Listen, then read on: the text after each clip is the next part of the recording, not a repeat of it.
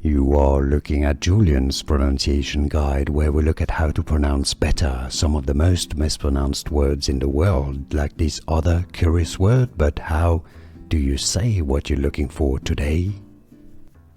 Let's learn once and for all how to pronounce the name of this condition. If you want to learn more confusing vocabulary, absolutely confusing from medicine like this and more, stay tuned, there are more videos for you.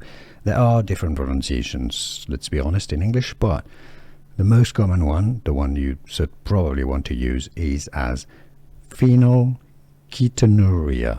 Phenol, alright. Now some dictionaries, I think Oxford, references phenyl as the beginning, alright, which is probably correct as well. Now, if you say phenol, you're absolutely correct. So phenyl, keto, or ketonuria. Phenylketonuria. That's it. That's all you need to remember. Phenylketonuria, or PKU, how to pronounce phenylketonuria, English pronunciation. Here are more videos on how to pronounce more confusing words and names too many mispronounced. Like this video if you found it useful. I appreciate your support. I'll see you soon and thanks for watching.